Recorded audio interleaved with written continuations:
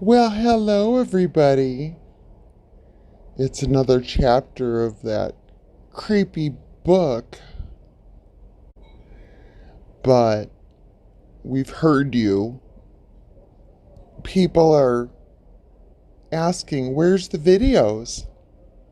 And, well, today we're recording a bunch. And not just this book, this creepy ass book, because not everybody's into it. Anyway, it's not necessarily something that you want to see coming up next either, her game, but it's something.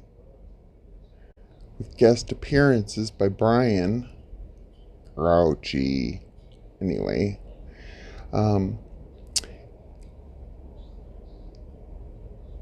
I hope you enjoy it. If not, if you're not into this book, then go ahead and skip this one. Yeah, we don't mind. Not everybody's cup of tea.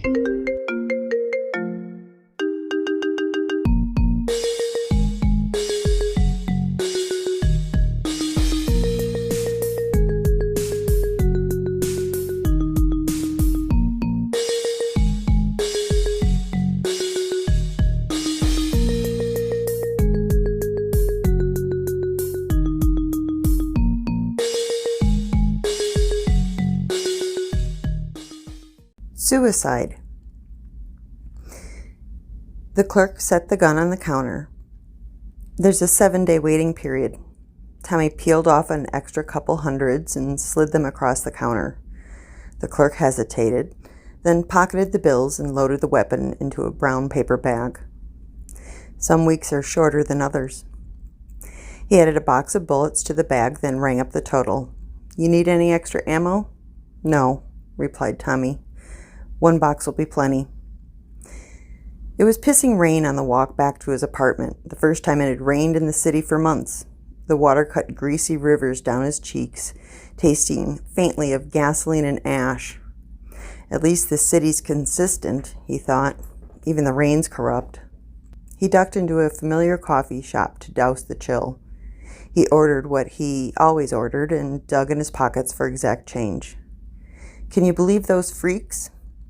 Tommy followed the kid's gaze out the front window, across the street.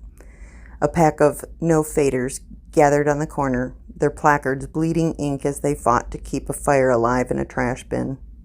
One of them, a chubby white kid with unconvincing dreadlocks, pulled out a white card the size of the index cards Tommy's students used to cram notes onto before exams, and tossed it into the fire. He stepped back, arms out, relishing the cheers of approval the protesters poured out at him. "Yeah, you're home free now, asshole," said the kid behind the counter. He finished with Tommy's order and passed the steaming cardboard cup to him. "What's that shit supposed to accomplish?" Tommy shrugged. "It's a symbol. Rage against the dying of the light, that sort of thing. Just human nature." "More like rage against getting a job, the stupid hippies." The kid flipped a rag off his apron string and wiped down the counter where Tommy's cup had spilled a few drops. "You want to know what my card says? Burned to death. Bad news, right? Not exactly the finest hand in the deck, right? But I still smoke, 'cause what's the point? Way I see it, the way we're gonna die, it's the way we're gonna die. That's the way it's always been. Motherfucking death machine or no motherfucking death machine." Tommy didn't say anything, just slugged back half the cup of coffee, letting it burn his throat, not caring. Outside, the rain had stopped as the no-faders tossed another card onto the altar of inevitability. He dropped the envelope into the mailbox. He'd written it all out, the whole thing, the night before in his motel room. He watched Mel's address, her new address, swallowed by the box's maw. He marveled at how much life could change with the rearranging of a few letters and numbers. She should get it by the end of the week, but she'd already know by then. She would have heard about it on the news, or someone would have told her. He'd be the name on 1,000 pundits' lips before rush hour. Lots of people asking why, but she'd be the only one with the answer. It felt right that way. As he waited for the crosswalk light to change, he noticed the bar across the street. There was always a bar within walking distance of these places, without fail, or a liquor store. They were like remoras, feeding from the belly of the death machine wherever it sprang up. He could see a few of them in there now, heads down, that uniquely blank look on their faces. Some of them had their death cards laid out on the bar, staring, as if waiting for the ink to shift, for the universe to hiccup, for destiny to laugh and admit, "Just kidding." Others laughed and caroused, to all appearances celebrating a promotion at work rather than a glimpse at their own end. Tommy waited in line, smiled at the girl behind the glass partition, and forked over $11.50 for his ticket. The death machines were everywhere now, doctors' offices, mall kiosks. They were both wholly remarkable and thoroughly mundane. Not this one, though. This one was the first death machine ever, entombed in a glass and chrome building that was half museum and half theme park, if you turned Auschwitz into a theme park. Tommy ignored the huge plasma screens somberly reciting the history of this holy temple, the narrator's voice smooth and comforting as the screens displayed the most famous photograph in the world, the first death machine, its creators lined up behind it, grinning with the pride of those who know they've changed the world. He'd heard the rumors, of course, that the whole thing had been an accident, that they'd been trying to create something else and only stumbled ass over teacups backward into their discovery. Either way, they were all rich as sin now, at least the ones that were still alive. Not so the older man with the smile, like Norman Rockwell's grandpa, who had eaten a shotgun barrel 6 months after that photo was taken. Tommy wondered if he'd bother to look at his death card first. Was it the knowing that drove him to that end, or the not knowing? Did it even really matter? Tommy joined the queue that snaked its way up to the machine. It was a weekday, so the crowds were light. It only took a minute or so until he reached the front of the line. The machine's words greeted him, the same as they always greeted everyone. "Please insert your finger." It was a sentence that had become the punchline to 1,000 jokes and monologues and headlines over the past few years, but Tommy didn't think any of them were funny. The least they could have done was polish up the death sentence a little. Maybe hire some New York Times bestseller to do a pass, come up with something really snappy, something to bring a smile to your face on the bus ride home. He winced as the needle pierced his fingertip, sucked at the tiny pearl of blood that peered out. The machine buzzed, flashed "thank you," and spit out the card. He took it and moved aside to let the red-headed woman behind him have her turn. She was young, maybe 19, and from the way she was shaking, she'd never done this before. He wasn't sure whether to envy her that. He read the card, just one word, 7 letters, no substitutions, so final, and yet, in a way, so freeing. Tommy had never worried about the car accidents or plane crashes or cancer. The same word that doomed him had also rendered him, in a way, untouchable. Was he only here because of the word? Would he have had the courage to do what needed to be done if the word were different? He smeared blood across the card, tossed it into a nearby trash can along with his doubts. He reached in his pocket, felt the shape of the gun, solid and comforting. The red-haired woman stepped over, her eyes glued to the card, welling up. She was pale as her legs gave out and she lowered herself to the floor. He crouched next to her. "First time?" She looked at him, but didn't seem to see him at first.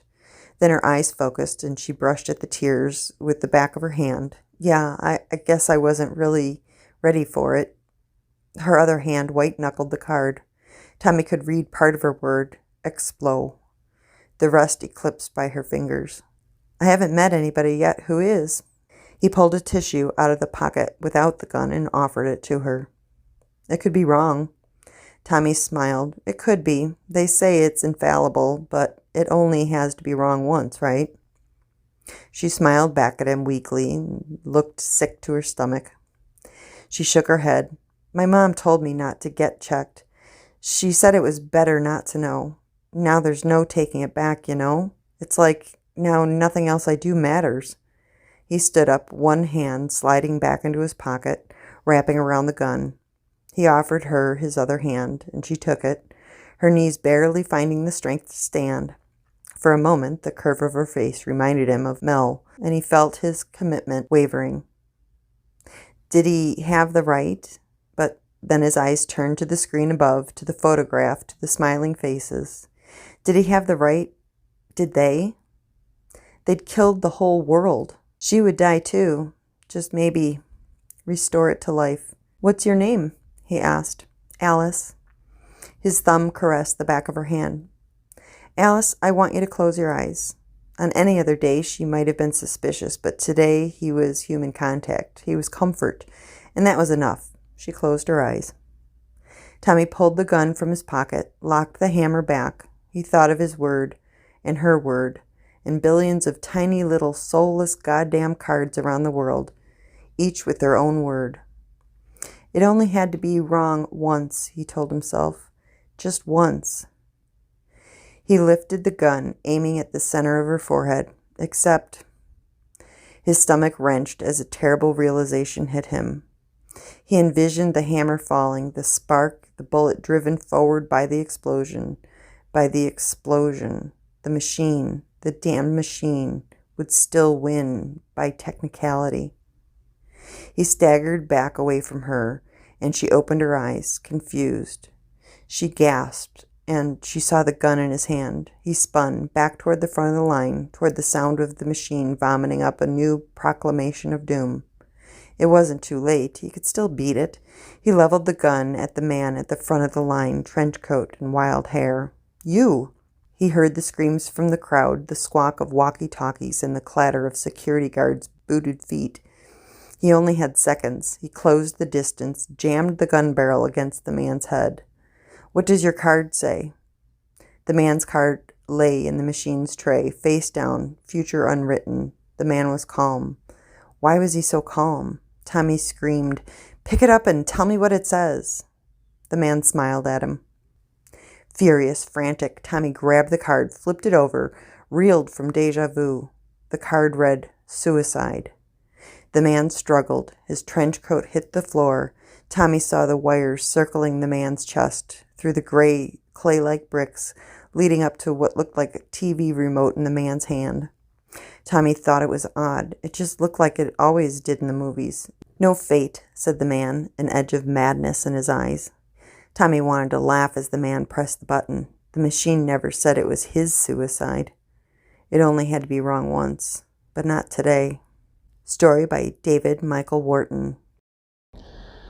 Well, again, creepy as hell. And the next one is not going to be death. We'll wait a couple on that. They're in the can, but anyway.